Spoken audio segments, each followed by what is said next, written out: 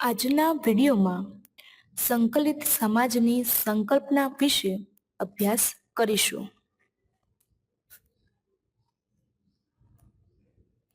સંકલિત સમાજની સંકલ્પના. સંકલિત સમાજ એ એવો સમાજ છે જે વંશ, જાતિ, વર્ગ, પેઢી અને ભૌગોલિક વિસ્તારના તફાવતો અવગણીને સમાજના બધા જ સભ્યોને તક અને ક્ષમતાની સમાનતા અને સમાવેશની ખાતરી આપે છે. તમામનો સમાજ જેમાં દરેક વ્યક્તિએ તેના હકો અને ફરજો સાથે સક્રિય ભાગ ભજવવાનો હોય છે.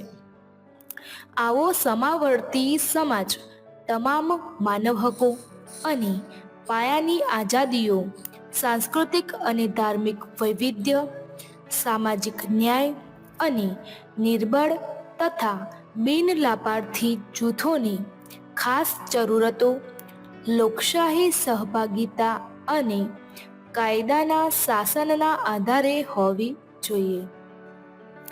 તે એવી સામાજિક નીતિઓની પ્રોત્સાહન આપે છે જે અસમાનતાને દૂર કરવા અને લવચીક અને સહિષ્ણુ સમાજનું સર્જન કરવા ઈચ્છે છે, જે તમામ લોકોને અપનાવે છે અને સમાવે છે. સંકલિત સમાજ સામાજિક રીતે કાર્ય કરે છે. તે બાબતમાં વિવિધ દ્રષ્ટિબિંદુઓ છે. એક સ્થિર સમાજના અસ્તિત્વમાં તેના બધા જ સ્વરૂપોમાં અખંડિતતા હોય અને જેમાં તમામ લોકોને અનુકૂળ સ્થાન મળી શકે. આ સાદી રજૂઆત સામાજિક એકતા અથવા સામાજિક સંકલિતતાની વ્યાખ્યાનું હાર્દ છે, જેમાં સમાજના સભ્યો વચ્ચેના તમામ તફાવતો સ્વીકાર્ય છે.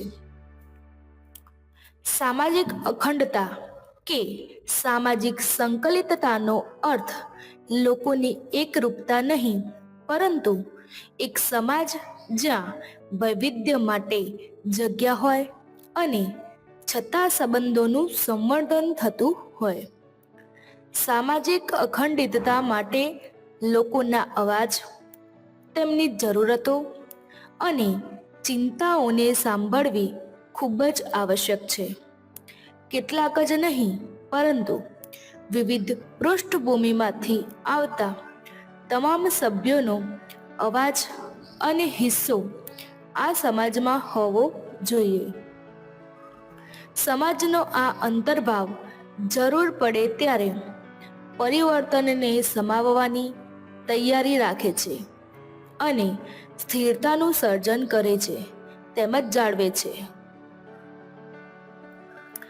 સામાન્ય અર્થમાં આંતરરાષ્ટ્રીય માનવ હક કાયદા અનુસાર સરકાર માટે વ્યક્તિના નાગરિક અને રાજકીય હકો જેવા કે વાણી સ્વાતંત્ર્ય, સુનાવણી અને રાજકીય સહભાગિતાનું સન્માન કરવું અને તેઓના આર્થિક, સામાજિક અને સાંસ્કૃતિક હકો જેવા કે આરોગ્ય સંભાળ અને શિક્ષણને પ્રોત્સાહન આપતો સમાજ એટલે સંકલિત સમાજ.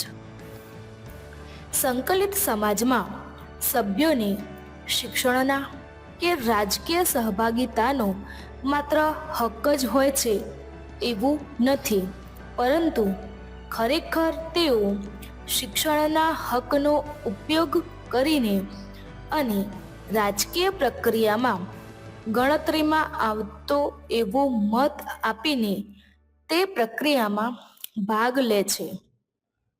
સંકલિત સમાજના સર્જન માટે વ્યક્તિનું એવી પ્રક્રિયામાં જોડાયેલા રહેવું અગત્યનું છે જેના દ્વારા સમાજનું સંચાલન થતું હોય, પ્રતિનિધિત્વ થતું હોય.